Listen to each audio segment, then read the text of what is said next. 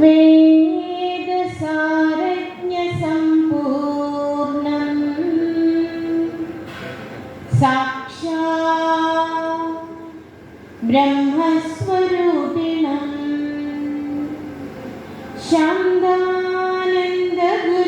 വന്ദേ സന്തതം പരമേശ്വരം. ശാന്താനന്ദഗുരും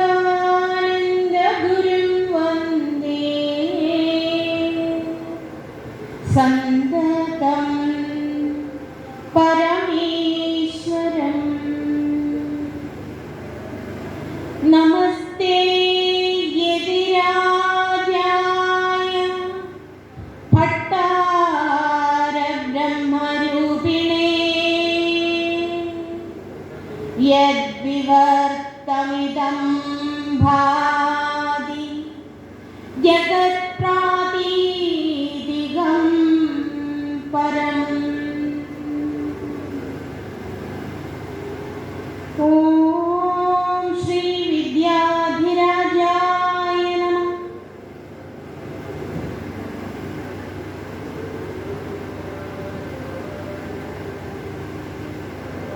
വിദ്യാധിരാജ ഇന്റർനാഷണലിൻ്റെ ആഭിമുഖ്യത്തിൽ ഇന്ന് 172ാമത് വിദ്യാധിരാജ ജയന്തി ആചരിക്കുകയാണ്. ഈ സമ്മേളന വേദിയിൽ ഉപവിഷ്ടരായിരിക്കുന്ന സമാദരണീയരായ മഹത്തുക്കളെല്ലാം തന്നെ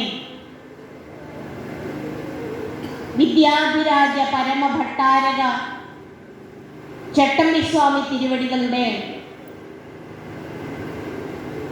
അദൃശ്യമായ അനുഗ്രഹ കടാക്ഷം ഹൃദയത്തിൽ വഹിച്ചുകൊണ്ട് ഇവിടെ വിരാജിക്കുന്നവരാണ്. ഈ മഹാജയന്തി സമ്യക്കായി ആചരിക്കുന്ന ഈ സന്ദർഭത്തിൽ അലൗകിക സിദ്ധ പുരുഷനായിരിക്കുന്ന അദ്വൈത സത്യസ്വരൂപമായിരിക്കുന്ന വിദ്യാധിരാജ പരമഭട്ടാരക ചട്ടമ്പിസ്വാമി തിരുവടികളുടെ ആന്തരിക ഹൃദയ തേജസ് അദ്വൈത സത്യം തന്നെ എന്ന് തിരിച്ചറിയുന്നതിന്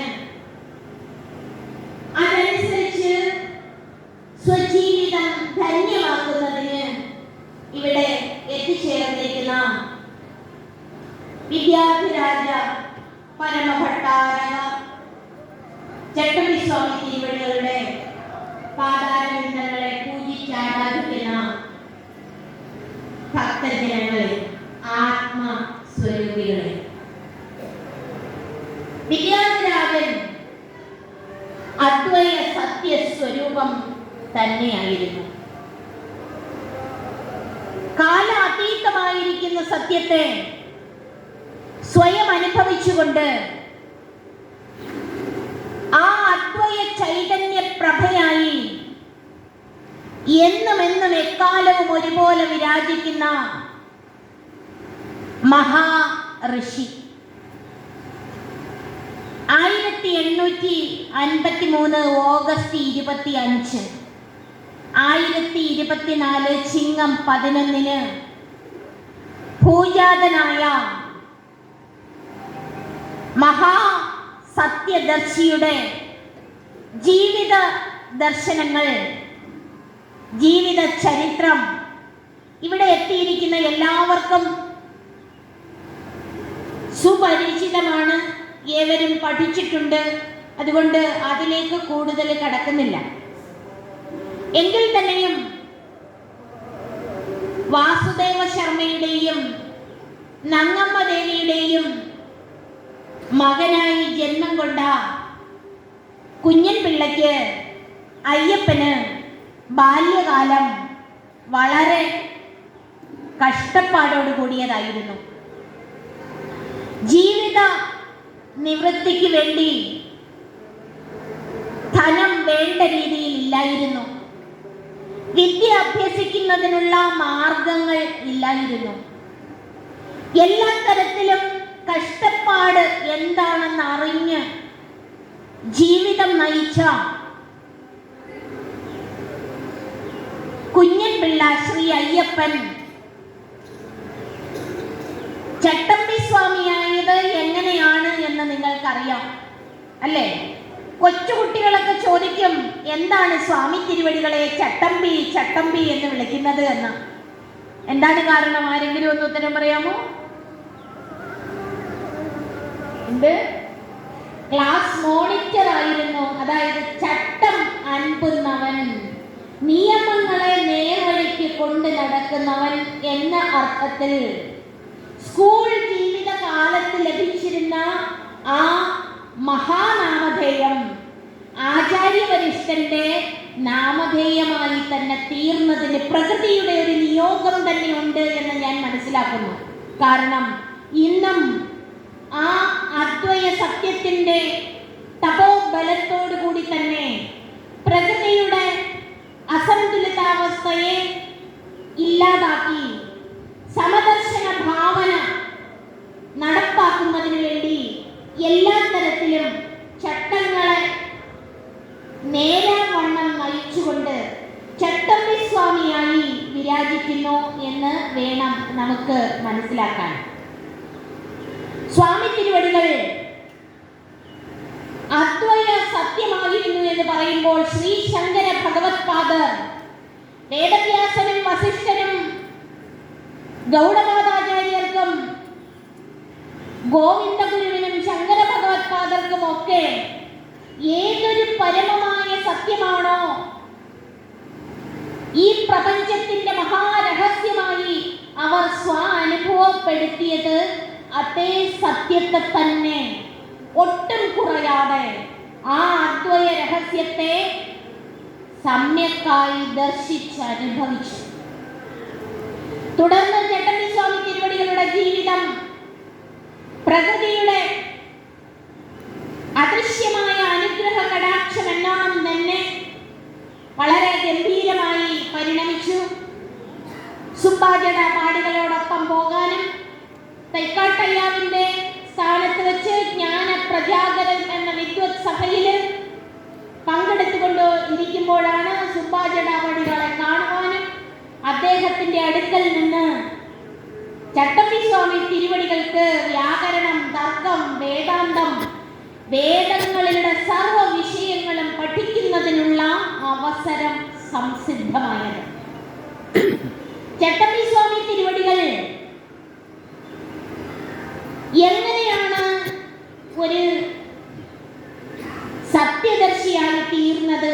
ആരാണ് ചട്ടമ്പി സ്വാമികളുടെ ഗുരു എന്ന് ചോദിക്കുമ്പോൾ എല്ലാവരും പറയും തൈക്കാട്ടയ്യാവുണ്ട്, സുബ്ബാജടാപാടികളുണ്ട്, തുടക്കത്തിൽ അക്ഷരം കുറിച്ച എല്ലാവരുമുണ്ട്. പക്ഷേ എനിക്ക് മനസ്സിലാക്കാൻ കഴിഞ്ഞത് വടിവീശ്വരം എന്ന സ്ഥലത്ത് വെച്ച്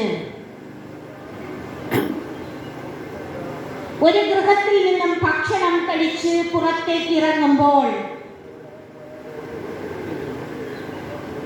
ഭക്ഷണം കഴിച്ച ഉച്ചിഷ്ടമായ ഇല കൊണ്ട് എറിയുന്ന സ്ഥലത്ത് നിന്നിരുന്ന ഒരു മനുഷ്യൻ, ആ മനുഷ്യനോടൊപ്പം കുറെ നായ്ക്കളും. ഈ വടിവീശ്വരം എന്ന സ്ഥലത്ത് വെച്ച് കണ്ട അവധൂത ശ്രേഷ്ഠന്റെ അനുഗ്രഹ കടാക്ഷം സ്വാമി തിരുവടികൾ അന്ന് അദ്ദേഹത്തെ വളരെ ശ്രദ്ധയോടെ നോക്കി. ഇദ്ദേഹം നോക്കുന്നു എന്ന് മനസ്സിലായപ്പോൾ വളരെ ദൂരം ധൃതിയിൽ നടക്കാൻ തുടങ്ങി. അങ്ങനെ നടന്ന് നീങ്ങിയ ഈ അവധൂത ശ്രേഷ്ഠന്റെ പിന്നാലെ സ്വാമി തിരുവടികളും ഓടാൻ തുടങ്ങി. ഓടി ഓടി ഒരു സ്ഥലത്ത് ചെന്നപ്പോൾ സ്വാമി തിരുവടികൾക്ക് ബാഹ്യബോധം നഷ്ടമായി. ഉണർന്നെഴുന്നേറ്റപ്പോൾ ഈ അവധൂതന്റെ മടിയിൽ കിടക്കുന്നതായിട്ടാണ് കാണുന്നത്. അവധൂതൻ എന്ന് പറഞ്ഞാൽ നിങ്ങൾക്ക് കൃത്യമായിട്ടറിയാം, ആശാപാശങ്ങളെല്ലാം നശിച്ചു. ഈ ശരീരം ഞാനല്ല എന്ന് തിരിച്ചറിഞ്ഞ് ദേഹാത്മബുദ്ധി നഷ്ടമായി ഞാൻ സച്ചിദാനന്ദമാണ് എന്നുള്ള ബോധം കൃത്യമായി അനുഭവപ്പെട്ട മഹാനുഭാവനാണ് ആശാപാശങ്ങളറ്റവർ. എൻ്റെ ഗുരുനാഥൻ പൂർണ്ണാനുഭൂതി എന്ന കൃതിയിൽ രചിച്ചിട്ടുണ്ട്. ആശയടർത്തി നിരാശയിൽ വാഴും പാശവിമുക്തർക്ക് അറിവാകും. ആശയെല്ലാം മറ്റവർക്ക് ഈ സത്യം ബോധ്യപ്പെട്ട് കിട്ടും. ഇന്ന് ആധ്യാത്മിക മണ്ഡലങ്ങളിൽ സഞ്ചരിക്കുന്നവർക്ക് പോലും പലതിനും വേണ്ടി ആശയുണ്ട്. ഒന്നും നേടാനില്ല, പേരിനോ പ്രശസ്തിക്കോ മറ്റ് സ്ഥാനമാനങ്ങൾക്കോ അംഗീകാരങ്ങൾക്കോ യാതൊന്നിനും ആഗ്രഹമില്ലാത്ത ഒരു യഥാർത്ഥ ഋഷി വര്യൻ അതായിരുന്നു ചട്ടമ്പിസ്വാമി തിരുവടികൾ. അതായിരിക്കണം ഒരു യഥാർത്ഥ ആത്മീയ സത്യാന്വേഷിയും ആ സത്യസ്വരൂപനും. അങ്ങനെ തന്നെയാണ്, യാതൊരു ആഗ്രഹവും ഇല്ലാത്തവരാണ്.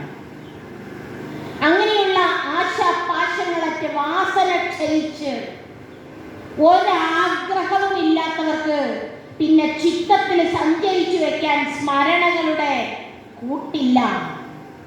അവർ സർവത്ര പരിപൂർണമായിരിക്കുന്ന ദൈവ ചൈതന്യത്തെ അന്തർജ്ഞാനത്തിന്റെ വീക്ഷണത്തില്, അന്തർജ്ഞാനത്തിന്റെ പ്രഫുല്ലനത്തില് ദർശിക്കുന്നവരാണ്. സ്വാമി വിവേകാനന്ദൻ പറഞ്ഞിട്ടുണ്ട്, ഒരു സ്വാമി വിവേകാനന്ദനെ മനസ്സിലാക്കാൻ സ്വാമി വിവേകാനന്ദനെ കഴിയൂ. അതുപോലെ ഒരു ചട്ടമ്പി സ്വാമി തിരുവടികളെ തിരിച്ചറിയണമെങ്കിൽ, ഒരു ബാലഭട്ടാരകേശ മുനിയെ ഋഷിശ്രേഷ്ഠനെ അറിയണമെങ്കിൽ നമ്മളുടെ ഹൃദയം അതിന് സമ്മാനമായി തീരണം. വാസന ക്ഷയിച്ച് ധൂളി പോലെ ഈ ആകാശാദി പ്രപഞ്ചത്തെ മുഴുവൻ ഉള്ളുകൊണ്ട് വീക്ഷിക്കുന്നവനാണ് തത്വസ്വരൂപമായി തീർന്ന അവധൂതൻ. എങ്ങനെ അവധൂത ശ്രേഷ്ഠനിൽ നിന്നും ദീക്ഷ ലഭിച്ചുവോ ആ ദീക്ഷയ്ക്ക് അനുസൃതമായി തന്നെ സ്വജീവിതത്തെ മുന്നോട്ട് കൊണ്ടുപോയ ആ മഹാത്മാവിന്റെ ജീവിതം തൻ്റെ ബ്രഹ്മാനന്ദ ലബ്ധിയിൽ അങ്ങനെ ആമഗ്നമായി മാത്രം കഴിയുന്നതിനുള്ളതല്ല എന്ന് സ്വയം തിരിച്ചറിഞ്ഞു എന്ന് അദ്ദേഹത്തിന്റെ സർവ്വവിധ കൃതികളും നമ്മെ പഠിപ്പിക്കും. ബ്രഹ്മാനന്ദത്തിൽ ആമഗ്നമായി അങ്ങനെ അദ്വൈത സത്യത്തിൽ മാത്രം ജനിച്ചുകൊണ്ട് ജീവിതം ലീലയാ കഴിച്ചുകൂട്ടി എന്ന് പറയുമ്പോൾ ആ ജീവിതത്തില് സ്വാമി തിരുവടികൾ രചിച്ച കൃതികളെ നാം ശ്രദ്ധിക്കുമ്പോൾ അദ്ദേഹത്തിന് ഈ സമാജത്തോട്, മാനവരാശിയോടുള്ള ഉത്തരവാദിത്തം എത്രമാത്രമാണ് എന്ന് നമുക്ക് ബോധ്യപ്പെട്ട് കിട്ടും. ചട്ടമ്പിസ്വാമി തിരുവടികളുടെ ഹൃദയം അദ്വയമായിരുന്നു, അദ്വയ സത്യമായിരുന്നു, ശങ്കര ഭഗവത്പാദരുടെ ദർശനമായിരുന്നു എന്ന് നമുക്ക് ബോധ്യപ്പെടുന്നത് അദ്വൈത ചിന്താ പദ്ധതി എന്ന കൃതിയിൽ കൂടിയാണ്. സുന്ദരസ്വാമികൾ രചിച്ച നിജാനന്ദ വിലാസം എന്ന കൃതിയുടെ തർജ്ജമയും നിങ്ങൾ പഠിക്കുമെങ്കിൽ മനസ്സിലാകും. ഒരു പേജോളം വരുന്ന ഓരോ വാചകവും എത്ര ഹൃദ്യവും മധുരവും മനോഹരവുമാണ് എന്ന് പഠിക്കുന്നവർക്ക് അത് ബോധ്യപ്പെട്ട് കിട്ടും. പഠിച്ചാൽ പോലെ കേവല പഠനമല്ല, ഹൃദയം ആ അദ്വയ ചൈതന്യത്തിലേക്ക് സമർപ്പിച്ചിട്ട് ശ്രവണ മനന നിധിധ്യാസങ്ങളോടുകൂടി ഈ പരമമായ ആ അനുഭവത്തെ ഈ ജന്മത്തിൽ സാക്ഷാത്കരിക്കണമെന്ന ശ്രദ്ധ ഉണ്ടായെങ്കിൽ മാത്രമേ മതിയാകൂ എന്ന് ബാലഭട്ടാരക ഗുരുവര്യൻ നമ്മളെ ഉദ്ബോധിപ്പിക്കുന്നുണ്ട്. ഇന്ന് സമസ്ത മേഖലകളിലും സംഭവിച്ചുകൊണ്ടിരിക്കുന്ന മൂല്യച്യുതി സനാതന ധർമ്മ സാരം വിസ്മരിച്ചു പോയതാണ്. അദ്വൈത സത്യം വിസ്മരിച്ചു പോയതാണ്. ഈ വിദ്യാധിരാജ ഇന്റർനാഷണൽ ഫൗണ്ടേഷന്റെ ആഭിമുഖ്യത്തിൽ ഒരു അദ്വൈത സഭ ഇവിടെ സമാരംഭിക്കുകയുണ്ടായി. ഇതിന്റെ 2ാം വാർഷികവും ഇവിടെ നടത്തപ്പെടുകയുണ്ടായി. യഥാർത്ഥത്തിൽ ഹൃദയംഗമമായി ഈ അദ്വൈത സഭയെ ചട്ടമ്പിസ്വാമി തിരുവടികളെ പ്രണമിച്ചുകൊണ്ട് അഭിനന്ദിക്കുകയാണ്. ഇന്ന് സമാജത്തിൽ നിലനിൽക്കുന്ന സകലവിധ മൂല്യച്യുതികളെയും അകറ്റുന്നതിന് പരിപൂർണമായി ഇല്ലാതാക്കുന്നതിനുള്ള ഏക മാർഗം അദ്വൈജ്ഞാനമാണെന്ന് തിരിച്ചറിയുന്നതിനുള്ള ശേഷി ആചാര്യവര്യൻ ഇവർക്ക് പകർന്നു നൽകിയല്ലോ എന്ന ഒരു ഹൃദയംഗമമായ ആനന്ദമാണ് എനിക്കിവിടെ നിൽക്കുമ്പോൾ യഥാർത്ഥത്തിൽ തോന്നുന്നത്. കാരണം ഇന്നെവിടെയുള്ള പ്രശ്നങ്ങളും നമുക്ക് വീക്ഷിച്ചാൽ അദ്വൈജ്ഞാനത്തിൻ്റെ ഇല്ലായ്മയാണ്. അദ്വൈജ്ഞാനമുണ്ടെങ്കിൽ എല്ലാ പ്രശ്നങ്ങൾക്കും പരിഹാരമാകും എന്നുള്ളതാണ് നമുക്ക് മനസ്സിലാക്കുവാൻ കഴിയുന്നത്. അതുപോലെ തന്നെ മനുഷ്യരാശിയുടെ ഇടയിൽ ആർക്ക് പഠിക്കാം ആർക്ക് പഠിക്കില്ല എന്ന കാലഘട്ടത്തിനനുസൃതമായി ചിന്തിച്ചിരുന്ന ഒരു മഹത് ഗുരുവര്യൻ എന്ന് പറയുമ്പോൾ യഥാർത്ഥത്തിൽ ചട്ടമ്പി സ്വാമി തിരുവടികളുടെ കാലത്ത് നിലനിന്നിരുന്ന ജാതി വ്യവസ്ഥക്കെതിരെ, അന്ന് നിലനിന്നിരുന്ന വേദ അധികാരത്തിനെതിരെ ശിരസുയർത്തി സംവദിക്കാൻ തൂലികയെ പടവാളാക്കിയ ഒരു ഋഷിശ്രേഷ്ഠൻ. ഇതെഴുതുന്നതിന് കരുത്ത് വേണം, പറയുന്നതിന് ആന്തരിക ജ്ഞാനത്തിന്റെ ശക്തി വേണം. അങ്ങനെ ആന്തരിക ആ ജ്ഞാന നൈർമല്യത്തിന്റെ പിൻബലത്തോടുകൂടി വേദാധികാര നിരൂപണം എന്ന ഗ്രന്ഥം രചിച്ചിട്ട് ആ ഗ്രന്ഥം അന്നത്തെ കാലത്ത് പ്രചരിപ്പിക്കണമെങ്കിൽ ഇന്നത്തെ കാലം പോലല്ല, അന്നത്തെ ചരിത്ര സംഭവം മുഴുവൻ വളരെ കൃത്യമായി ഗ്രഹിക്കണമെങ്കിൽ ആ വേദാധികാര നിരൂപണം വായിച്ചു പഠിക്കണം. പഠിച്ചെങ്കിൽ മാത്രമേ ചട്ടമ്പി സ്വാമി തിരുവടികൾ ചെയ്ത മഹത്തായ ദൗത്യ നിർവഹണത്തെ പറ്റി നമുക്ക് മനസ്സിലാക്കുവാൻ കഴിയുകയുള്ളൂ. ന സ്ത്രീ ശൂദ്രവും വേദമധീയതാം, സ്ത്രീക്കും ശൂദ്രനും അന്നത്തെ ജാതി വ്യവസ്ഥ അനുസരിച്ച് ഓരോരുത്തർക്കും ഉണ്ടായിരുന്ന സ്ഥാനമാനങ്ങൾ എവിടെയായിരുന്നു എന്ന് മനസ്സിലാക്കണമെങ്കിൽ നാം വേദാധികാര നിരൂപണം പഠിക്കുകയേ മാർഗമുള്ളൂ. ഏത് ജാതിയായിരുന്നു, വർണ്ണവ്യവസ്ഥയിൽ ഏത് സ്ഥാനമാനമായിരുന്നു ഓരോരുത്തർക്കും കൽപ്പിച്ച് നൽകിയിരുന്നത് എന്ന് പഠിച്ചു മനസ്സിലാക്കാൻ ഞാൻ നിങ്ങളോട് പ്രാർത്ഥിക്കുന്നു. എങ്കിൽ മാത്രമേ ഇന്ന് എന്താണ് അനുഭവിച്ചു കൊണ്ടിരിക്കുന്നത് എന്ന് ഓരോരുത്തർക്കും മനസ്സിലാവുകയുള്ളൂ. അന്ന് ഗാർഗിയെയും മൈത്രേയെയും കാർത്യായനിയെയും ഒക്കെ ഉദ്ധരിച്ചുകൊണ്ട് സ്ത്രീകൾക്ക് വേദത്തിന് അധികാരമുണ്ട് എന്ന് ഉച്ചവിസ്തരം ഈ ഗ്രന്ഥത്തിലൂടെ പറഞ്ഞു. യഥാർത്ഥത്തിൽ വേദ വൈദിക കാലത്ത് തന്നെ അനേകം ഋഷികമാരുണ്ടായിരുന്നു, ഋഷിണിമാരുണ്ടായിരുന്നു. അതൊക്കെ വിസ്മരിച്ചുകൊണ്ട് കാലം വീണ്ടും ആ ആധ്യാത്മിക സാംസ്കാരിക മൂല്യച്യുതി സംഭവിക്കുമ്പോൾ അവതാര വരിഷ്ഠന്മാർ അതിനെയൊക്കെ ഇല്ലാതാക്കുന്നതിന് വേണ്ടി എങ്ങനെയാണ് പ്രവർത്തിക്കുന്നത് എന്ന് നമുക്ക് സ്വാമി തിരുവടികളുടെ പ്രവർത്തനത്തിൽ നിന്നും മനസ്സിലാക്കാൻ കഴിയുന്നതാണ്. നിഷാദന്റെ മകനായ കവശന് ശൂദ്രനായിരുന്ന ജ്ഞാനശ്രുതിക്ക് എങ്ങനെയാണ് വേദമന്ത്രങ്ങൾ ഉച്ചരിക്കാനും പഠിക്കാനും കഴിഞ്ഞിരുന്നത് എന്ന് വേദപ്രമാണ ഗ്രന്ഥമായിരിക്കുന്ന ഈ വേദാധികാര നിരൂപണം പഠിച്ചാൽ മനസ്സിലാകും. ഇവിടെ എത്തിയിരിക്കുന്നവരോട് എനിക്ക് ഒരു കാര്യം കൂടി സ്വാമി തിരുവടികളെ പ്രണമിച്ചുകൊണ്ട് ചോദിക്കുവാൻ ആഗ്രഹമുണ്ട്. എല്ലാവരും മാംസഭോജികളാണ് എന്നൊന്നും ഞാൻ പറയുന്നില്ല. പക്ഷേ മാംസം ഭക്ഷിക്കുന്നവരും ഇവിടെ കൂടിയിരിക്കുന്നവരെ കാണാം. പക്ഷേ ജീവകാരുണ്യ നിരൂപണം എന്ന ബ്രഹ്മശ്രീ വിദ്യാധിരാജ പട്ടാരകേശന്റെ കൃതി വായിക്കുന്നവർ ഒരിക്കലും മാംസം ഭക്ഷിക്കില്ല. അത്ര ജീവകാരുണ്യ സ്വരൂപനായിരുന്നു ചട്ടമ്പി സ്വാമി തിരുവടികൾ. നാം ഈ ജീവവർഗങ്ങളെ കൊന്ന് തിന്നുന്നതിന് എന്തിനിത്ര ആഭിമുഖ്യം, ഇത്ര താല്പര്യം കാണിക്കുന്നു? നമുക്ക് അതിൻ്റെ ആവശ്യമുണ്ടോ? ഈ ശരീരത്തിന്റെ നിലനിൽപ്പ് എന്തിനു വേണ്ടിയാണ്? നാം എന്തിന് ശരീരം എടുത്തു? ഈ ശരീരം കൊണ്ട് നമുക്ക് സാധ്യമാകേണ്ടത് എന്താണ് എന്ന് ഇവിടെ ഇരിക്കുന്ന ഓരോരുത്തരും ഉറക്കെ ചിന്തിക്കണം. മഹാനുഭാവനായ നമ്മളുടെ അധ്യക്ഷൻ, Vidyadhiraja international president doctor DM Vasudevan ഒരു ഓങ്കോളജിസ്റ്റ് ആയിരുന്നു എന്ന് ഇന്നാണ് എനിക്ക് മനസ്സിലാക്കാൻ കഴിഞ്ഞത്. ജീവകാരുണ്യ നിരൂപണം എന്ന ഗ്രന്ഥത്തിലെ മാംസഭക്ഷണം നിങ്ങൾ കഴിക്കുമെങ്കിൽ ക്യാൻസർ മുതലായ രോഗങ്ങൾ വരുമെന്നും ആ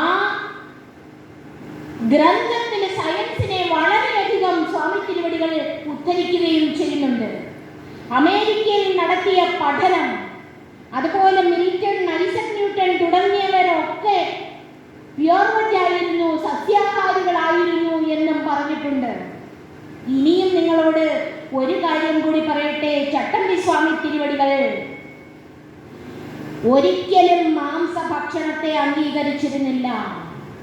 ഒരു പ്രാണിയെ പോലും ഒരു തരത്തിലും ഉപദ്രവിക്കരുത് എന്ന് പറഞ്ഞ ആ വിദ്യാധിരാജ ഭട്ടാരകേശന്റെ ഭക്തരായിരിക്കുന്ന നാം ഓരോരുത്തരും ഒരു കാരണവശാലും മാംസം ഉപയോഗിക്കരുത് എന്നാണ് എനിക്ക് പറയുവാനുള്ളത്. ഇത് കേൾക്കുമ്പോൾ നിങ്ങൾ ഒരു പക്ഷേ ഇതിന് പലതരത്തിലുള്ള വിവരണങ്ങൾ മുന്നിലേക്ക് വച്ചേക്കാം. സ്വാമിനിയെ പോലുള്ളവർക്ക് കഴിയും, നിങ്ങൾ സന്യാസിമാരാണ്, അല്ലെങ്കിൽ എന്ത് വേണമെങ്കിലും അതിനെ തുടർന്ന് നിങ്ങൾക്ക് മറുപടി പറയാനുണ്ടായിരിക്കും. പക്ഷേ വളരെ സ്നേഹത്തോടു കൂടി നമ്മൾ അതൊക്കെ ഉപേക്ഷിക്കുന്നതാണ് നല്ലത് എന്ന് പറയാൻ ഞാൻ ആഗ്രഹിക്കുന്നു. സ്വാമി പറയുന്നത് പശുവിനെയും ആടിനെയും മാടിനെയും കോഴിയെയും പോലെയുള്ള പ്രാണിവർഗങ്ങളെ നമുക്ക് ഭക്ഷിക്കാമെങ്കിൽ പുലിക്കും സിംഹത്തിനും എന്തുകൊണ്ട് നമ്മെ പിടിച്ച് ഭക്ഷിച്ചുകൂടാ? അല്ലേ?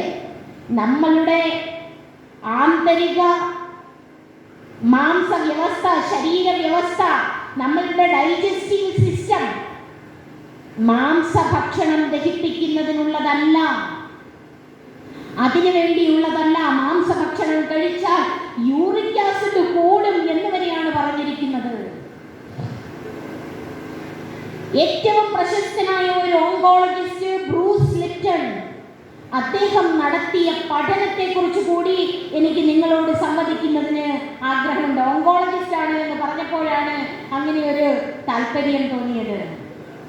ബ്രൂസ് ലിപ്റ്റൺ എന്ന് പറയുന്ന ഒരു ശാസ്ത്രജ്ഞൻ എപ്പിജെനറ്റിക്സ് എന്ന് പറയുന്ന ഒരു ശാസ്ത്രശാഖ വികസിപ്പിച്ചെടുത്തു. ഏകദേശം 30 മുതൽ 35 വർഷത്തെ നീണ്ട പഠനത്തിന് ശേഷമാണ് എപ്പിജെനറ്റിക്സ് എന്ന ശാസ്ത്രശാഖ അദ്ദേഹം വളർത്തിയെടുത്തത്. ചട്ടമ്പി സ്വാമി തിരുവടികൾ ഈ പ്രപഞ്ചത്തെ ഒരു മനസ്സായിട്ടാണ് പറയുന്നത്. എന്ത്? ഒരു മനസ്സ്. ഇവിടെ പല മനസ്സില്ല. സ്വാമി തിരുവടികൾ മാത്രമല്ല, വ്യാസൻ തുടങ്ങി വസിഷ്ഠൻ തുടങ്ങി ഇന്ന് വരെയുള്ള സത്യദർശികളായ സകല ഗുരുക്കന്മാരുടെയും അനുഭവം ഈ പ്രപഞ്ചം ഒരു മനസ്സാണ് എന്നുള്ളതാണ്. ഈ പ്രപഞ്ചം ഒരു മനസ്സാണ്. ഒരു മനസ്സാണെങ്കിൽ നാം ഒരു ജീവിയെ കൊല്ലുമ്പോൾ നമ്മളുടെ ഉള്ളിൽ ഒരു ചിന്ത വരുമ്പോൾ ആ ചിന്തയ്ക്കനുസരിച്ച് പ്രകൃതി മുഴുവൻ ഈ ചിന്ത അലയടിക്കും. ഗാന്ധിജിയുടെയും മറ്റും പ്രഭാഷണങ്ങൾ ഇന്ന് നമ്മളുടെ അന്തരീക്ഷത്തിൽ നിന്ന് സ്വാംശീകരിച്ചെടുക്കുന്നതിനുള്ള സാങ്കേതിക വിദ്യ വളർന്നു വന്നിട്ടുണ്ട്. നമ്മളുടെ ചിന്തകളെ പറ്റി ചിന്തിക്കുമെങ്കിൽ, പഠിക്കുമെങ്കിൽ ഏകദേശം 50,000 മുതൽ 60,000 വരെ വരുന്ന ചിന്തകളിൽ 90% നെഗറ്റീവ് തോട്ട്സ് ആണോ? അതെ. തലേന്നത്തെ ചിന്തകൾ, പ്രയോജനശൂന്യങ്ങളായ ചിന്തകൾ ഏതാണ്ട് 75 മുതൽ 80% വരെ തലേന്നത്തെ ചിന്തകൾ. കൺസ്ട്രക്റ്റീവ് തോട്ട്സ് ഇല്ല. അങ്ങനെയെങ്കിൽ നമ്മളുടെ ചിന്തകളെ മാറ്റിമറിക്കാമെങ്കിൽ നമ്മളുടെ ശാരീരിക വ്യവസ്ഥ, ജനറ്റിക് സിസ്റ്റം മാറ്റിമറിക്കാം എന്ന് കണ്ടുപിടിച്ച ആളാണ് ബ്രൂസ് ലിപ്റ്റൺ. നമ്മളുടെ ഉള്ളിൽ ഒരു ചിന്തയുണ്ടായാൽ ആ ചിന്ത നമ്മളുടെ സകല കോശങ്ങളിലേക്കും വ്യാപിക്കും എന്നുള്ളത് നമുക്ക് ബോധ്യമുള്ള കാര്യമാണ്. ഒരാൾ കോപിച്ചാൽ ആ കോപത്തിന്റെ ഫലമായിട്ട് നമ്മളുടെ ഉള്ളിൽ സിമ്പത്തറ്റിക് സിസ്റ്റം ആക്റ്റീവ് ആവുകയും അഡ്രിനാലിനും അതുപോലുള്ള മറ്റ് ഹോർമോൺസ്, ടോക്സിൻസ് നമ്മളുടെ ശരീരത്തിലേക്ക് റിലീസ് ചെയ്യുകയും ചെയ്യും. ഒരാൾ വെറുതെ കോപിച്ചാൽ ശരീരം മുഴുവൻ കോപത്തിന്റെ വികാരം വ്യാപിക്കുന്നു എന്നാണ് അർത്ഥം. ആണോ അല്ലയോ? വ്യാപിക്കുന്നു അല്ലേ? അങ്ങനെയെങ്കിൽ നമ്മളുടെ ചിന്തകൾ മുഴുവൻ നമ്മളുടെ ശരീര കോശങ്ങളിലേക്ക് വ്യാപിക്കുന്നു. തെറ്റായ ചിന്തകൾ, പാടില്ലാത്ത ചിന്തകൾ നമ്മളുടെ ഉള്ളിൽ വന്നാൽ അത് മുഴുവൻ ടോക്സിൻസ് വന്ന് നമ്മളുടെ കോശങ്ങളെ വ്രണപ്പെടുത്തുന്നു. ചട്ടമ്പിസ്വാമി തിരുവടികൾ പറഞ്ഞിരിക്കുന്നത് മൃഗങ്ങളെക്കാൾ കഷ്ടമാണ് മനുഷ്യർ മാംസഭോജികളാണ് എങ്കിൽ. എന്തുകൊണ്ടാണെന്നറിയുമോ? ചട്ടമ്പിസ്വാമി തിരുവടികളുടെ ജീവകാരുണ്യ നിരൂപണമാണ് ഈ പറയുന്നത്. മൃഗങ്ങളാകട്ടെ, സിംഹമാകട്ടെ, പുലിയാകട്ടെ, ഒരു ജീവിയെ പിടിച്ചാൽ അതിനെ പൊടുന്നനെ അങ്ങ് ഭക്ഷിച്ച് ഇല്ലാതാക്കും, അല്ലേ? അതിൻ്റെ വേദന അപ്പാടെ തീരും. എന്നാൽ മനുഷ്യൻ അതിനെ എത്ര ദിവസം ഭക്ഷണമില്ലാതെ ദ്രോഹിക്കും? അതിനെ എത്ര രീതിയിലാണ് അതിനെ ഭീഷണിപ്പെടുത്തിക്കൊണ്ടിരിക്കുന്നത്, അതിനെ ചൂഷണം ചെയ്തുകൊണ്ടിരിക്കുന്നത്, അതിനെ വ്രണപ്പെടുത്തിക്കൊണ്ടിരിക്കുന്നത് എന്ന് ചോദിച്ചാൽ, മറ്റ് സംസ്ഥാനങ്ങളിൽ നിന്നും നമ്മളുടെ സംസ്ഥാനത്തേക്ക് കൊണ്ടുവരുന്ന മൃഗങ്ങളെ ഭക്ഷണം കൊടുക്കാതെ വളരെ കഷ്ടപ്പെടുത്തി എല്ലാ തരത്തിലും അതിന് ഉള്ള വികാരങ്ങൾ നാം ചിന്തിക്കുമെങ്കിൽ അതിൻ്റെ മാംസത്തിൽ ദുഃഖമുണ്ട്, ക്രൗര്യമുണ്ട്, ആക്രമണ സ്വഭാവമുണ്ട്, ഉത്കണ്ഠയുണ്ട്, മരണഭയമുണ്ട്. ഇത്രയും ചേർന്ന മാംസഭക്ഷണം നമ്മളെടുത്ത് കഴിക്കുമെങ്കിൽ ആ വികാരങ്ങൾ മുഴുവൻ നമ്മളുടെ ശരീരത്തിൻ്റെ, മനസ്സിൻ്റെ, മസ്തിഷ്കത്തിൻ്റെ ഭാഗമായി തീരും എന്നുള്ളതാണ് നമുക്ക് മനസ്സിലാക്കേണ്ടത്. ഇനിയും മാംസം ഭക്ഷിക്കണമോ? വിദ്യാധിരാജ ഭട്ടാരകേശനെ പ്രണമിക്കുന്ന ഭക്തജനങ്ങളായ നാം ഓരോരുത്തരും ഇനിയും മാംസം ഭക്ഷിക്കണമോ എന്ന് ചിന്തിക്കുന്നതിന് ഒരവസരം നിങ്ങൾക്ക് സമർപ്പിക്കുന്നു. രണ്ടാമതായി, നമ്മളുടെ ചിന്തകൾ ഏത് തരത്തിലുള്ളതാണോ അതിനനുസരിച്ച് നമ്മളുടെ ജെനറ്റിക്സ് മാറ്റിയെടുക്കാമെന്നാണ് ബ്രൂസ് ലിപ്റ്റൺ പറഞ്ഞത്. ആര് ഏത് തരത്തിലുള്ള രോഗം ഉള്ളവരായാലും ആ രോഗത്തിന് ചിന്ത അനുകൂലമായാൽ, ജീനിന്റെ ചുറ്റുമുള്ള മീഡിയം മാറ്റിമറിച്ചാൽ അതിനനുസരിച്ച് ജീനിനെ മാറ്റിമറിക്കാം. ഡബിൾ സ്ട്രാൻഡഡ് DNA ഉള്ള ഒരു ജീനിന്റെ മീഡിയം ഏത് തരത്തിലുള്ള ഇമോഷൻസ് ആണോ ഉള്ളത് ആ ഇമോഷൻസിനനുസരിച്ച്, നമ്മളുടെ വികാരത്തിനനുസരിച്ച്, വിചാരത്തിനനുസരിച്ച് നമ്മളുടെ രോഗങ്ങളെ, ക്യാൻസറിനെ വരെ മാറ്റിമറിക്കാം എന്നാണ് ബ്രൂസ് ലിപ്റ്റൺ തെളിയിച്ചത്. ഇതിപ്പോഴല്ല കണ്ടുപിടിച്ചത്, നമ്മളുടെ സത്യദർശികളായ ഗുരുക്കന്മാർ കണ്ടുപിടിച്ചിട്ടുണ്ട്. നമ്മളുടെ ഭട്ടാരകേശ ഗുരുശ്രേഷ്ഠൻ നമ്മളെ പഠിപ്പിച്ചിട്ടുണ്ട്.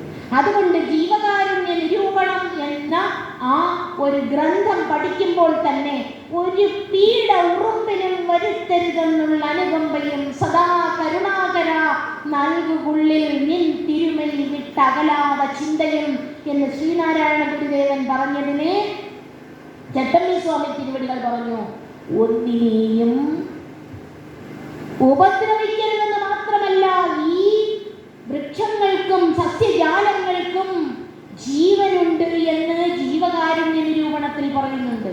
JC ബോസ് തെളിയിച്ച ആ സംഭവം നിങ്ങൾക്കൊക്കെ അറിയാം, അല്ലേ? JC ബോസ് എന്താണ് പറഞ്ഞിരിക്കുന്നത്? JC ബോസ് തൻ്റെ ലബോറട്ടറിയിൽ മുഴുവൻ തത്വമസി എന്ന മഹാവാക്യം ആലേഖനം ചെയ്തു വെച്ചുകൊണ്ട് പറഞ്ഞു, ഒരു വൃക്ഷത്തെ വെട്ടാനായി നിങ്ങൾ ഒരു കത്തിയുമായി ചെല്ലുമെങ്കിൽ ആ വൃക്ഷം വിറയ്ക്കുന്നു. ഒരു സാലിസിലേറ്റ് കോമ്പൗണ്ട് റിലീസ് ചെയ്തിട്ട് ആ സാലിസിലേറ്റ് കോമ്പൗണ്ട് കൊണ്ട് അടുത്ത് നിൽക്കുന്ന വൃക്ഷത്തോട് സംവദിക്കുന്നു. അതിൻ്റെ ഹാർട്ട് റേറ്റ് കൂടുന്നു, എന്നെ കൊല്ലാൻ വന്നിരിക്കുന്നു, നിങ്ങളുടെയും സമയം അടുത്തിരിക്കുന്നു എന്ന്. നോക്കൂ, നമ്മൾ വളരെ നിസ്സാരമായി ഒരു വൃക്ഷത്തെ വെട്ടുമ്പോൾ, നമ്മൾ വൃക്ഷങ്ങളെ പോലും വെട്ടുമ്പോൾ എങ്ങനെ വൃക്ഷങ്ങളെ മുറിക്കണമെന്നുള്ള ആചാര അനുഷ്ഠാനം നിലനിന്നിരിക്കെ ഇന്ന് നമ്മളുടെ സമാജത്തിൽ സർവ്വവിധ ആധ്യാത്മിക മൂല്യങ്ങളും അസ്തമിച്ചു പോയ ഒരു തലമുറ വളർന്നു വരുന്നു എങ്കിൽ നാം ഓരോരുത്തരും അതിന് ഉത്തരവാദികളാണ്. നമ്മളുടെ ഹൃദയത്തിൽ അഷ്ടരാഗങ്ങൾ അകന്ന് നല്ല സ്നേഹത്തിൻ്റെയും കാരുണ്യത്തിൻ്റെയും നിർവ്യാജമായ മൂല്യങ്ങൾ നിറയ്ക്കാൻ നമുക്ക് കഴിയണം.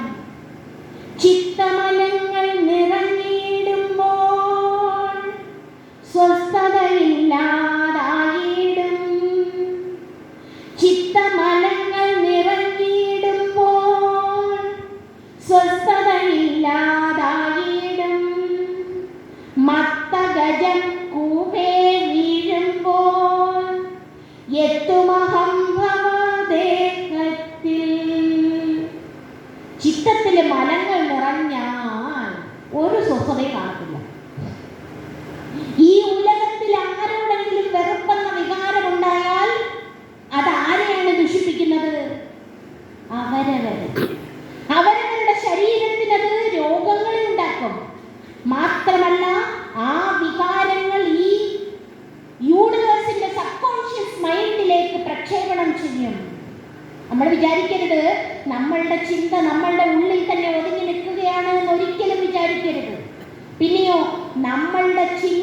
അത് ക്രൗര്യമാകട്ടെ, ദ്വേഷമാകട്ടെ, അസൂയയാകട്ടെ, മത്സരമാകട്ടെ, കോൾ ജുങ് പറഞ്ഞിരിക്കുന്നത് it will be deposited in the subconscious mind of the universe. യൂണിവേഴ്സിന്റെ സബ്കോൺഷ്യസ് മൈൻഡിലേക്ക് അത് ഡെപ്പോസിറ്റ് ചെയ്യും. That means we are committing a social crime. നമ്മളൊരു സോഷ്യൽ ക്രൈം കമ്മിറ്റ് ചെയ്യുക ചെയ്യുന്നത്. അതുകൊണ്ട് നമുക്കൊരു റെസ്പോൺസിബിലിറ്റി ഉണ്ട്, ഉത്തരവാദിത്തമുണ്ട്, കടമയുണ്ട്. നല്ലത് ചിന്തിക്കണം, നല്ലത് പറയണം, നല്ലത് പ്രവർത്തിക്കണം. ഇത് ഭട്ടാരകേശന് ചട്ടമ്പിസ്വാമി തിരുവടികൾക്ക് വളരെ വ്യക്തമായിട്ട് അറിയാമായിരുന്നു. അരിപ്പൊടി എടുത്ത് കാലിലേക്ക് വിതറി കാല് വെച്ച് ഉറുമ്പുകൾക്ക് വന്ന് ഭക്ഷണമാക്കാൻ വേണ്ടി വെച്ചു കൊടുക്കുന്ന ഒരു ഭട്ടാരകേശനെ നിങ്ങൾ കണ്ടിട്ടുണ്ടോ? ഓരോ ഗൃഹത്തിലും ചെന്ന് 3 ദിവസം താമസിച്ചുകൊണ്ട് സാധാരണ മനുഷ്യനെ പോലെ ഇവിടെ കഴിഞ്ഞിരുന്ന ഒരു വിദ്യാധിരാജനെ നമുക്ക് കാണാൻ കഴിയണം. ഒരു വീട്ടിൽ കയറി ചെന്നപ്പോൾ പറഞ്ഞു, ഇന്ന് നമുക്ക് കുമ്പളങ്ങ കറി ഉണ്ടാക്കാം. സ്വാമിജി, അതിനിവിടെ കുമ്പളങ്ങ ഇല്ലല്ലോ. വരും, അത് കുഴപ്പമില്ല, പറമ്പിൽ നിന്ന് പറിക്കാം. സ്വാമിജി, അത് മുകളിലാണ്, കുഴപ്പമില്ല, വരൂ. സ്വാമി അവിടുത്തെ ഗൃഹനാഥരെയും കൂട്ടി പുറത്തേക്ക് ഇറങ്ങി. ആ കുമ്പളങ്ങ ചെടിയോട് പറഞ്ഞു, എന്തേ മുകളിൽ നിൽക്കുന്നത്, താഴേക്ക് വരൂ. ഉടനെ തന്നെ കുമ്പളങ്ങ താഴേക്ക് വന്നു എന്ന് പറഞ്ഞ ഇതൊക്കെ അത്ഭുതം നിറഞ്ഞ കഥകളല്ലേ എഴുതി വെച്ചിരിക്കുന്നത്. ആണ്, അത്ഭുതം നിറഞ്ഞ കഥകളാണ്, അത്ഭുതം നിറഞ്ഞ കഥകളാണെന്ന് വിശ്വസിക്കേണ്ടവർ വിശ്വസിക്കും. പക്ഷെ അതിനങ്ങേപ്പുറത്തേക്ക് മനസ്സിന്റെ ശക്തിക്ക് അസാധ്യമായിട്ടൊന്നുമില്ല എന്ന് തിരിച്ചറിയാൻ കഴിയുന്ന ഒരു മഹത് ദർശനം ഇവിടെ ഉണ്ടായിരുന്നുവെന്നും അങ്ങനെയുള്ള മഹത്തുക്കൾ ഉണ്ടായിരുന്നുവെന്നും അവരെപ്പോഴും ഇത് വെളിപ്പെടുത്തില്ല. അവർ സാധാരണക്കാരെ പോലെ ജീവിക്കുമെന്നും തിരിച്ചറിയണം എന്നൊരപേക്ഷയുണ്ട്.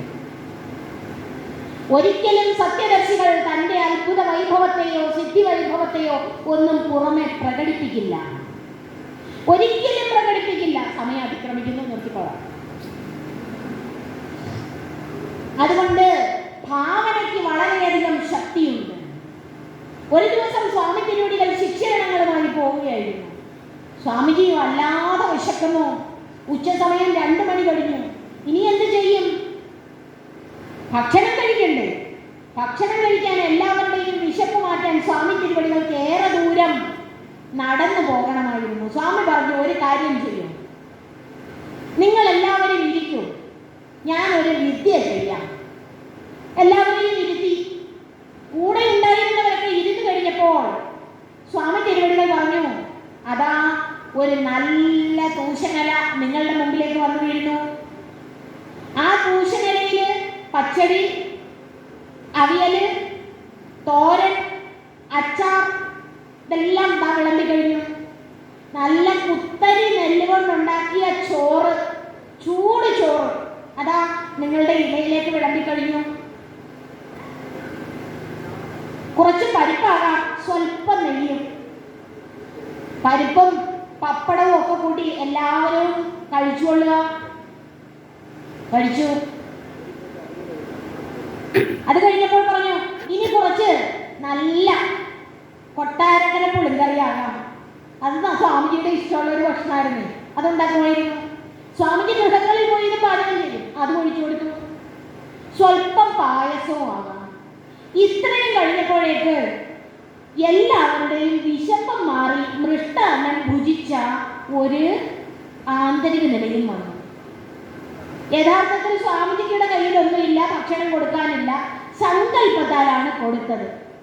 സങ്കല്പത്താൽ കൊടുത്താൽ എല്ലാവരുടെയും വിശപ്പ് മാറുമോ? വിശപ്പ് മാറാൻ നല്ല മാർഗമുണ്ടോ? Imagination is everything. സ്വാമിക്കറിയാം സങ്കല്പമാണ് സിദ്ധിക്ക് കാരണമായിരിക്കുന്നത്. സങ്കല്പത്വാ സിദ്ധി, സങ്കല്പേന സിദ്ധി. സങ്കല്പം കൊണ്ട് സിദ്ധിക്കും. എല്ലാത്തിനും കാരണം സങ്കല്പമാണ്. ഇവിടെ ഇരിക്കുന്നവർക്ക് ആർക്കെങ്കിലും ദാരിദ്ര്യമുണ്ട് എങ്കിൽ ദാരിദ്ര്യത്തിന്റെ കാരണം സങ്കല്പമാണ്. സമ്പത്തുണ്ട് എങ്കിൽ അതിന്റെ കാരണം സങ്കല്പമാണ്. അപ്പൊ പ്രാരബ്ധമുണ്ട്. പക്ഷെ ഇപ്പൊ എന്താ ചിന്തിച്ചുകൊണ്ടിരിക്കുന്നത്? ഇന്നിവിടെ ലോ ഓഫ് അട്രാക്ഷൻ ഒക്കെ പറഞ്ഞ് പുതിയ പല സിദ്ധാന്തങ്ങളും അവതരിക്കുന്നുണ്ട് എങ്കിലും ഇതൊക്കെ വളരെ പണ്ടേ ഇവിടെ ഭവന്തി എന്ന് പറഞ്ഞ മഹത്തുക്കൾ ഉണ്ടായിരുന്നു. അങ്ങനെയുള്ള ഋഷിശ്രേഷ്ഠന്മാരുണ്ടായിരുന്നു. ജീവിതത്തിൽ പകർത്തിയവരും ഉണ്ടായിരുന്നു. നമ്മളുടെ ഐൻസ്റ്റീൻ E=mc² എന്ന് കണ്ടുപിടിച്ച ഐൻസ്റ്റീൻ ലോകം കണ്ട ശാസ്ത്രജ്ഞന്മാരിൽ ഏറ്റവും പ്രഗത്ഭനായ ആ മഹാനുഭാവൻ എങ്ങനെയാണ് E=mc² കണ്ടുപിടിച്ചത് എന്ന് പറഞ്ഞു. എങ്ങനെയാണ്? ഒരു കുന്നിന്റെ മുകളിൽ കയറിയിരുന്നു ഒറ്റയ്ക്ക്. അവിടെ കയറിയിരുന്നു കൊണ്ട് സൂര്യരശ്മികളുമായി സ്വയം താൻ സഞ്ചരിക്കുന്നതായി ഭാവന ചെയ്തു. ഈ ഭാവനയിൽ കൂടിയാണ് തനിക്ക് E=mc² കിട്ടിയത് എന്ന് അദ്ദേഹത്തിന്റെ ഓട്ടോബയോഗ്രഫിയിൽ എഴുതി വെച്ചിട്ടുണ്ട്. പറയുന്നത് സങ്കല്പത്തിന്റെ ശക്തിയാണ്. സ്വാമി തിരുവടികളുടെ ജീവിത ചരിത്രത്തിൽ എഴുതി ചേർക്കപ്പെട്ട ഒരു അത്ഭുത കഥയാണ്. വിശ്വാസം ഉണ്ടാക്കുന്നതിന് വേണ്ടി എന്ത് വേണമെങ്കിലും നിങ്ങൾ വിശ്വസിച്ചുകൊള്ളൂ, പക്ഷെ സങ്കല്പത്തിന്റെ ശക്തിയെ വിശ്വസിക്കാതിരിക്കരുത്. സങ്കല്പത്തിന്റെ ശക്തിയെ വിശ്വസിക്കാതിരിക്കരുത്. Imagination is everything, knowledge is limited. അത് പറഞ്ഞത് ഐൻസ്റ്റീനാണ്. Imagination is the preview to the life coming attractions. നിങ്ങളുടെ ജീവിതം എന്തായി തീരുമോ അതൊക്കെ നിങ്ങളുടെ ഭാവനയാലാണ്. അതുപോലെ ഇവിടെ മഹത്തായ ഒരു വിഭാവന നിർവഹിച്ചിട്ടുണ്ട്. അത് അദ്വൈത സഭയാണ്. അത് രണ്ടില്ലായ്മയുടെ ഒരു സഭയാണ്. ഏകത്വ ദർശനത്തിന്റെ അപരിമേയതയാണ്. യാതൊരുവിധ ഭേദദൃഷ്ടിയും ഇല്ലായ്മയുടെ ഒരു ശ്രദ്ധയാണ്. ആ ഭേദചിന്തകൾ അസ്തമിക്കുന്ന അനശ്വരാനന്ദത്തിന്റെ ആ അലൗകിക ആനന്ദത്തിന്റെ വൈഭവത്തിൽ അഭേദമായി തീരുന്നതിന് ഏവർക്കും അവസരമുണ്ട്. നമ്മളുടെ ഹൃദയത്തിലെ സകലവിധ ഭേദബുദ്ധികളെയും ദൂരെ വലിച്ചെറിയുക. അദ്വൈത സത്യസ്വരൂപനായിരിക്കുന്ന ചട്ടമ്പിസ്വാമി തിരുവടികളെ ഹൃദയത്തിൽ നിറയ്ക്കുക. ആ സത്യസ്വരൂപൻ നമുക്ക് അനുഗ്രഹം അരുളും, നമുക്ക് വഴികാട്ടും. കുടുംബത്തിൽ സമാധാനം സംസ്ഥാപനം ചെയ്യുന്നതിന് അഷ്ടരാഗങ്ങളെ അകറ്റുക, ഭേദബുദ്ധി ഇല്ലാതാക്കുക. ഇത് മാത്രമാണ് സത്യദർശികൾ നമ്മെ ഉദ്ബോധിപ്പിച്ചത്. ചട്ടമ്പിസ്വാമി തിരുവടികളുടെ കാര്യം പറയാനാണെങ്കിൽ ഇന്ന് നമ്മളുടെ ഡോക്ടർ ഒരു കാര്യം കൂടി പറഞ്ഞു, ജന്മം അവസാനിപ്പിക്കണം. പറയുന്നതിന് സമയമില്ല. എന്തായാലും ഈ ജന്മത്തിൽ അനുഭവിച്ച കഷ്ടതകളും ദുരിതങ്ങളും ഒക്കെ നമുക്ക് സുഖമെന്ന് തോന്നുമെങ്കിലും സ്നേഹസ്വരൂപികളെ ഇത് വേണ്ട എന്ന് ചട്ടമ്പിസ്വാമി തിരുവടികൾ പറഞ്ഞിട്ടുണ്ട്. ഇത് മനസ്സിലാക്കുന്നതിനുള്ള പൂജാ സമ്പ്രദായങ്ങൾ, അനുഷ്ഠാന സമ്പ്രദായങ്ങൾ ശ്രീചക്ര പൂജാ കൽപദ്രുമം എന്ന ഒരു കൃതിയിലൂടെ നമുക്ക് പറഞ്ഞു തന്നിട്ടുണ്ട്. ശൈവ സിദ്ധാന്തത്തിന്റെ വക്താവാണ് ചട്ടമ്പിസ്വാമി തിരുവടികൾ എന്ന് പറയുമ്പോൾ ഞാൻ കൃത്യമായിട്ട് പറയും, എൻ്റെ ചട്ടമ്പിസ്വാമി തിരുവടികൾ ശ്രീചക്ര പൂജാ കൽപദ്രുമം ആലേഖന വിധി സഹിതം എഴുതിയെങ്കിൽ ശ്രീവിദ്യ ഉപാസകനായിരുന്നു. ശ്രീ ശങ്കര ഭഗവത്പാദനും ശ്രീചക്ര പൂജ മാനസ പൂജയായി നിർവഹിച്ചിരുന്നു. എന്തായാലും സമയം അതിക്രമിക്കുന്ന ഇവിടെ ഏറെ പേര് സംസാരിക്കാനായിട്ടുണ്ട്. അതുകൊണ്ട് ഈ 172ാമത് വിദ്യാധിരാജ ചട്ടമ്പിസ്വാമികളുടെ തിരുജയന്തി, ജീവകാരുണ്യദേവന്റെ തിരുജയന്തി, അനശ്വരാനന്ദ സ്വരൂപമായിരിക്കുന്ന അലൗകിക സത്യസ്വരൂപമായിരിക്കുന്ന ആ അഭൗമ തേജസ്സിന്റെ അനുഗ്രഹ കടാക്ഷത്താൽ നിർവഹിച്ചതായി അറിയിച്ചു കൊള്ളട്ടെ. എല്ലാവർക്കും എല്ലാവിധ നന്മകളും സമാധാനവും സംതൃപ്തിയും ഐശ്വര്യവും നിതരാം ലഭിക്കട്ടെ എന്ന് പ്രാർത്ഥിച്ചുകൊണ്ട് തൽക്കാലം ഈ വാക്കുകൾ ആ അദൃശ്യ